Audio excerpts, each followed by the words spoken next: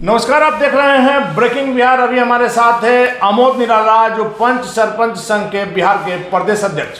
लगातार 17 वर्षों से अपनी मांगों को लेकर के राज्य के विभिन्न नेताओं से, चाहे वो मुख्यमंत्री नीतीश कुमार हो, तेजस्वी यादव हो, सुशील कुमार मोदी हो, चिराग पासवान हो, सभी से अपनी बातों को लेकर के, अपनी मांगों को लेकर के इन्होंने वार्ता की है, मिलना जारी रखा है। लेकिन आज तक इनकी बातों पर कोई सुनवाई नहीं हुई है। पंचायती राज की बड़ी बड़ी बात आज के नेता करते हैं, लेकिन इस पर कोई काम नहीं करते हैं। और सबसे मजेदार बात यह है कि 17 वर्ष इसलिए हमने कहा कि इसके पहले जब लालू प्रसाद यादव का कार्यकाल था, उस समय उन्होंने पंचायत राज जो संस्था है इसको ही भंग कर दिया।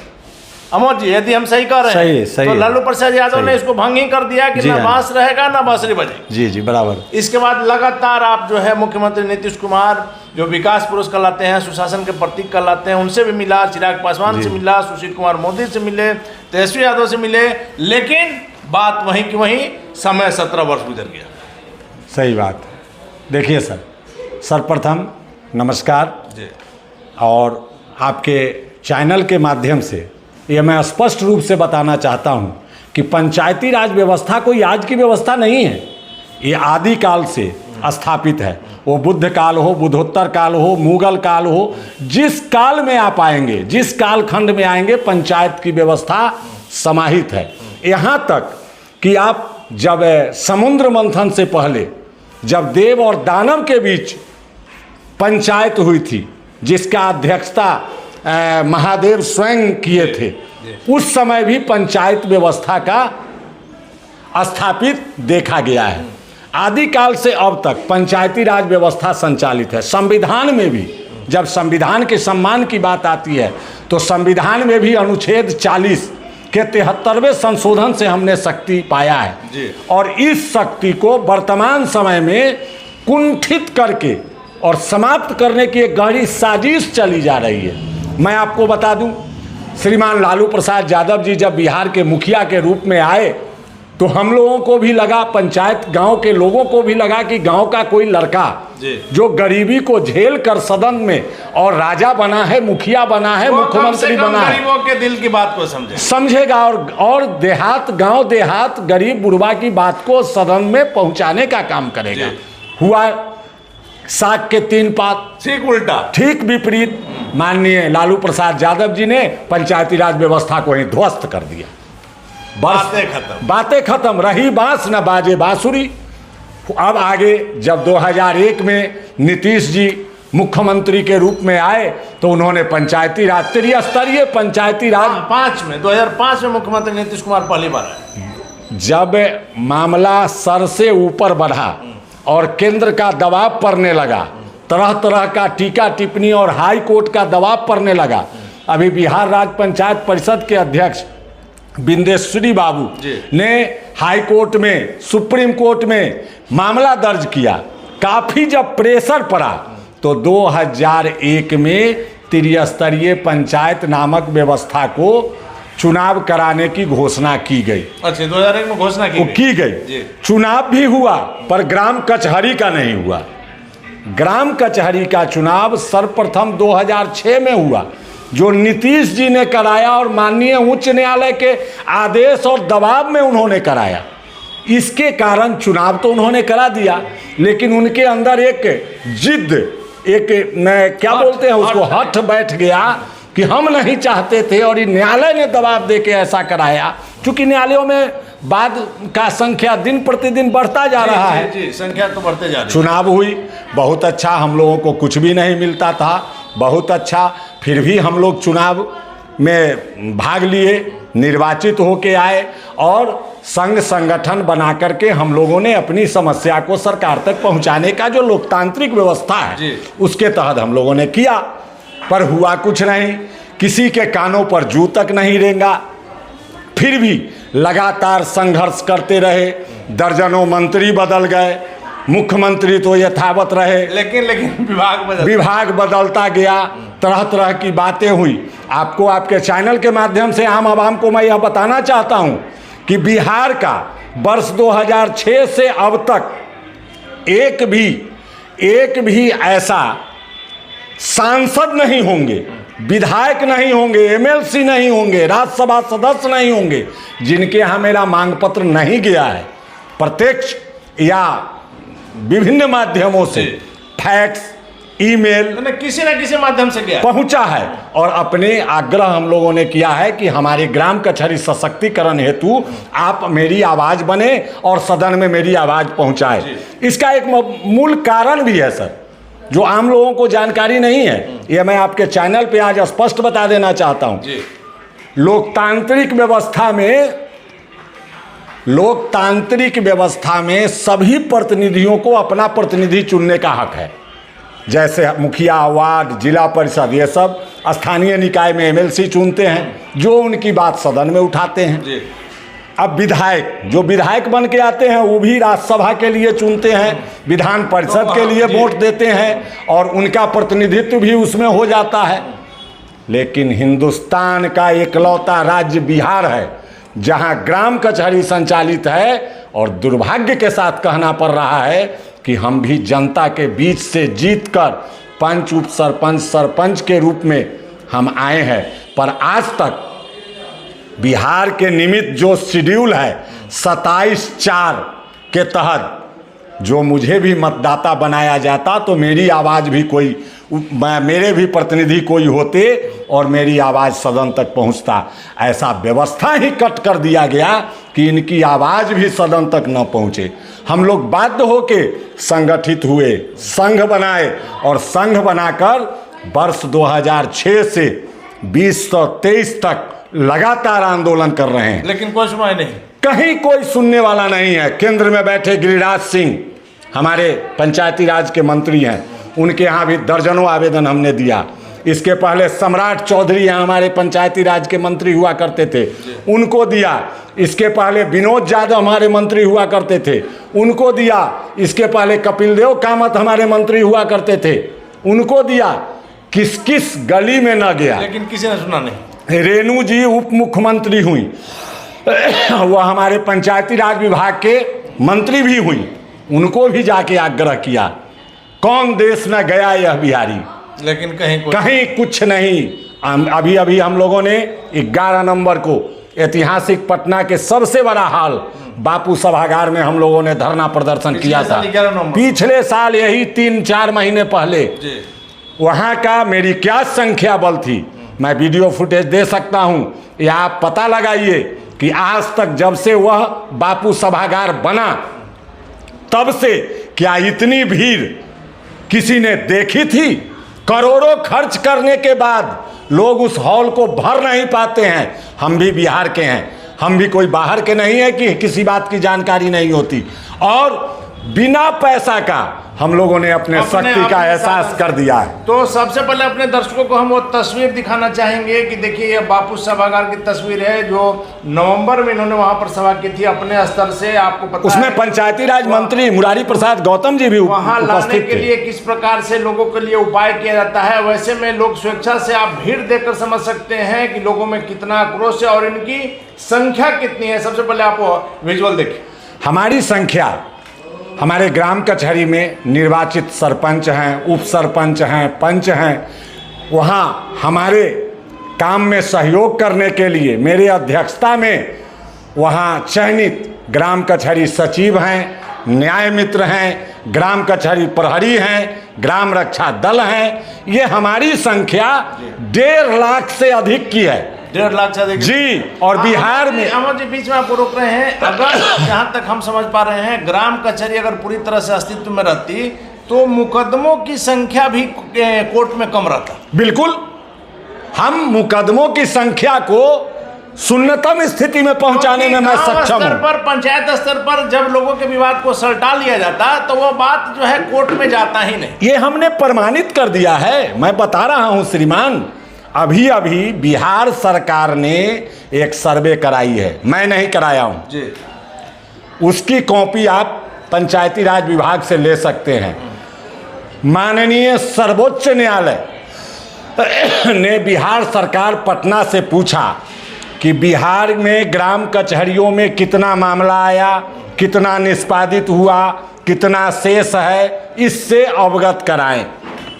अभी अभी 15-20 दिन पहले यह रिपोर्ट सरकार ने सुप्रीम कोर्ट को दिया है कि 87% मामले बिहार के ग्राम कचहरियों ने सुविधा विहीनता के बावजूद, सौतेलापन व्यवहार के बावजूद, उपेक्षा के बावजूद, हमारे प्रतिनिधि और कर्मियों की सजगता से 87% यानी 87% मामले को मैंने निष्पादित किया है। इस बात का मुझे गर्व है और माननीय न्यायालय का मैंने बोझ कम किया है। जी, आप लोग की मेन मांगे क्या है? हमारी मांग है ग्राम कचहरी को सर्व सुविधा संपन्न बनाएं।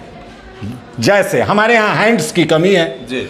अब चौकीदार के लिए सरकार ने 13 में आदेश निर्गत किया, आज तक हमको चौकीदार नहीं मिला, तो उसके जगह पर हम ग्राम कचहरी प्रहरी के रूप में हम ग्राम रक्षा दल के सदस्यों को लेकर काम चला रहे हैं।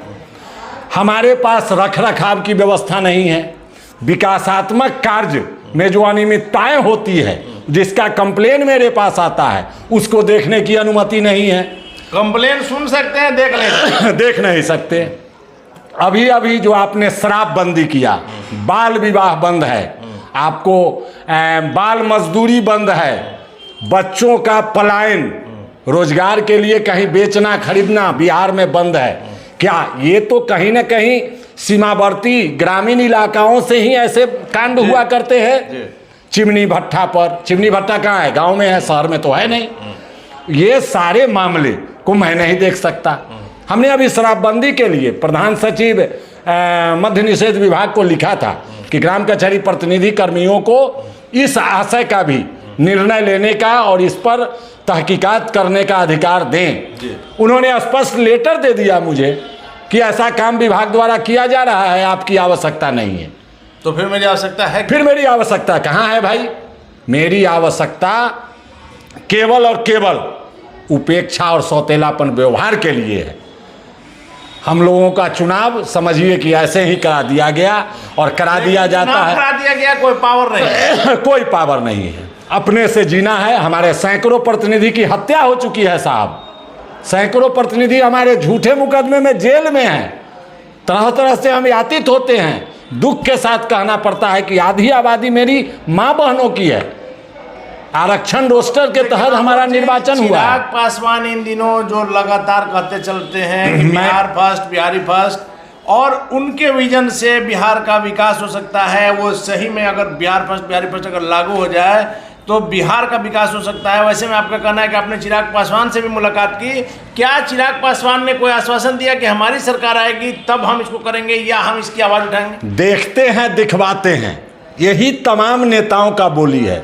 देखते हैं, दिखवाते हैं, जरूर करेंगे, चिंता नहीं कीजिए। इन्हीं 3 शब्दों में 17 वर्षों से मैं झेल रहा हूं। लेकिन अमोद जी, आपकी जितनी संख्या है जी, सीधा सीधी 1,56,000 के करीब है। अगर इसको पूरा आकलन किया जाएगा तो 15 लाख से ज़्यादा वोट जो है आपके पास है, तो निश्चित तौर पर आप किसी को अगर जिता नहीं सकते हैं तो काफ़ी कैंडिडेट को आप पूरे बिहार में हरवा सकते हैं। बिल्कुल, और मैंने ऐसा किया भी है, बैठे नहीं हैं हम लोग। लगभग 50 में 90% पंचायतों का भ्रमण मैं स्वयं कर चुका हूं जी। और हमारे संगठन में 11 सदस्य जीवनदानी हैं। बिहार के किसी भी, मुझे जहां तक जानकारी है, किसी भी राजनीतिक दल के पास सक्रिय सदस्यों की संख्या 1.5 लाख से ऊपर नहीं है। और उतना संख्या आपकी है? उतनी संख्या हमारी है भैया। और हम एक वार्ड से जो पंच हमारे जीत के आते हैं वो भी 100-125 वोट लेके आते हैं। 100-125 कम से कम। और हमारे सरपंच जो जीत के आते हैं वो 1000 से ऊपरे वोट लेके जीत के आते हैं। हम बता रहे हैं कि अगर पूरा मिला दिया जाए तो 15 लाख से ऊपर तो सीधा नजर आता है। लगभग 50 लाख वोट आने वाले लोकसभा चुनाव में। पिछले बार हमने नोटा का ऐलान किया था, तो नोटा की संख्या देख लीजिए, वो हमारी क्षमता है। जो नोटा जो संख्या जो बढ़ी है जी, हमारे कारण है। हमने नोटा का ऐलान किया था। इस बार भी लोकसभा चुनाव से पहले हमारा प्रदेश कार्यकारिणी का बैठक होगा, हम लोग निर्णय लेते हैं। हम लोग काफ़ी संगठित लोग हैं, एक दूसरे से मेरा चैन जुड़ा हुआ है। कल हमारा 11 कल आपका वहाँ गर्दनीबाग धरना सर पर जी हाँ धरना प्रदर्शन है 11 सूत्री मांगों के समर्थन में ग्राम कचहरी सर्व सुविधा संपन्नता हेतु। और आपके लिए लगातार आज आप दिन भर बैठक कर रहे हैं? हाँ, लगातार मैं बैठक कर रहा हूं, लोगों से संवाद कर रहा हूं, दूरभाष पर बातें हो रही है, इसके लिए मैं व्याप्ता परमिशन लिया हूं। मैं जो भी करता हूं कानून के दायरे में करता हूं। कानून से बाहर जाके हम लोग कुछ नहीं करते। हम लोग न गलत करते हैं, न गलत सुनते हैं, न गलत करने की इच्छा रखते हैं। चलिए अमोद जी, आखिरी सवाल मेरा है कि जितनी आपकी संख्या है उस हिसाब से पॉलिटिकल पार्टी को तो आपको हाथ लेना चाहिए था, बिल्कुल। लेकिन 2024 का जो चुनाव आने वाला है, जो कि बिहार अभी से चुनावी मोड में आ गया है, वैसे में इस बार आपके संघ जो है, आप लोग की जो संख्या करीब है 15 लाख से ऊपर जो सीधा सीधी नजर आ रही है, वो किसको देंगे? कौन आपकी मांग मांगेगा तो आप उस पार्टी को, उस नेता को वोट देना पसंद करेंगे? ये कृपया हमारी जनता को बताएं। हम लोग किसी जाति, पार्टी, धर्म, नेता का गुलाम नहीं है। जो हमारा सहयोग करेगा, जो हमारे लिए संघर्ष करेगा, जो हमारी बात को सदन में उठाएगा, जो हमारी हक की लड़ाई लड़ेगा, मैं उसके साथ हूं। जो आपके हक की लड़ाई लड़ेगा, एकदम मंच से कहेगा कि मैं सरकार में आऊंगा तो इस चीज को करूंगा, उसको आप वोट देंगे? मैं कहूंगा, कहने के लिए तो सब आज तक कहते रहे, उसको मैं पहले से देखूंगा ना। जैसे अभी समय है स्थानीय निकाय एमएलसी चुनाव में वोटिंग राइट्स के लिए हमारा विधि विभाग दिल्ली में फंसा हुआ है फाइल। संसद में सभी सांसदों को मैंने लेटर लिखा है, वो संसद में इस बात को उठाएं। आपको जब विश्वास होगा बिल्कुल आप लोग लेंगे, नहीं तो last option NOTA. Last option तो हमारा नोटा था, है और रहेगा। और उतना ही नहीं, इस बार खेल मैं डबल करूंगा। आपको मैं कहिए तो कुछ पत्र दिखा दूं। हम खुद न बोल रहे हैं तो प्रमाणित बात बोल रहे हैं। रोड छाप लोग हम लोग नहीं हैं। हम लोग गांव में, गांव समाज के में सम्मान पाते हैं। और अल्लाह ईश्वर के बाद अगर कोई सम्मान पाता है समाज, गांव समाज में, तो वह है पंच परमेश्वर जी। आप देखते होंगे सभी लोग गांव से जुड़े हुए हैं। देखते होंगे कि बूढ़े बूढ़े हमारी माँ बहन, अभिभावक, पिता तुल्य लोग भी आके समाज में जब पंचायत में बैठते हैं तो कहते हैं कि पंच परमेश्वर का जो निर्णय होगा मुझे सिरोधार्य है। तो मैं वहां से आता हूं, मैं भारत की आत्मा से आया हूं। और हमारी यह दुर्दशा अब ग्रामीण क्षेत्रों में बर्दाश्त नहीं की जा रही है। केवल हम ही नहीं हैं, अब हमारे वोटर सपोर्टर, जिनको मेरे कारण सुविधा, इन व्यवस्था के कारण, राज्य सरकार के व्यवस्था के कारण हम तक सुविधा नहीं पहुंची, हम उनको सुविधा नहीं दे पा रहे हैं। इस बात से वो भी खींचे हुए हैं, दुखी हैं। और इस बार वो कहते हैं कि आपका जो निर्णय होगा हम लोग भी आपके साथ होंगे। अब जात पात का बंधन टूट रहा है, अब लोग शिक्षित हो रहे हैं। अब पहली वाली बात नहीं रही। जाति के नाम पर आप मूर्ख नहीं बना सकते। नहीं बना सकते। अब जो बना लिए आप बना लिए। अब अभी देखिए आज बिहार बंद है। वो कोई पत्रकार जी हैं, मनीष कश्यप जी, उनको झूठा केस में क्या फंसाया गया है, पूरा डिटेल्स मुझे जानकारी नहीं है। लेकिन परसों शाम को मेरे आवास पर 5 लोग आए थे और उन्होंने कहा था मुझे कि मनीष कश्यप जी के कारण परसों बिहार बंद है, आप मेरा समर्थन कीजिए और पंच सरपंच को रोड पे उतार दीजिए, बिहार का चक्का जाम करा दीजिए। हमने कहा कि भैया मैं डीपली इस चीज को जान नहीं रहा हूं, तो नहीं करूंगा। और मेरा कार्यक्रम ऑलवेज पहले से तय है 24 का, तो 23 को बिहार बंद और 24 को धरना प्रदर्शन। ऐसा मैं नहीं करता हूं, हम लोगों का एक सिस्टम है, उसके तहत काम करूंगा। और आपको मैं एक चीज बता दूं, थोड़ा बंधु थोड़ा देंगे फाइल, एक लेटर मैं सर को दिखाना चाहता हूं आपके चैनल के माध्यम से आम आवाम को, कि यह लेटर जो है ये प्रमाणित क्या करता है, इसको देखा जा सकता है। ये सर देखिए, ये है आंकड़ा जो राज्य सरकार ने माननीय सुप्रीम न्यायालय को भेजा है। रिपोर्ट वित्तीय वर्ष 2021-22 और वित्तीय वर्ष 22-23 का है, जिसमें हमने मात्र 2 वित्तीय वर्ष में एक 67,472 और दूसरा 59,070 इतने मामलों का मैंने निष्पादन किया है। इसलिए अब बताइए इससे बड़ा कार्य मैं क्या कर सकता हूँ। और लगातार संघर्ष जारी है और कल का जो मेरा होगा विशाल धरना प्रदर्शन वो निश्चित रूप से ऐतिहासिक होगा। कितने की संख्या कल हो सकती है? संख्या बल बहुत ज़्यादा होगा। 5000 से ऊपर?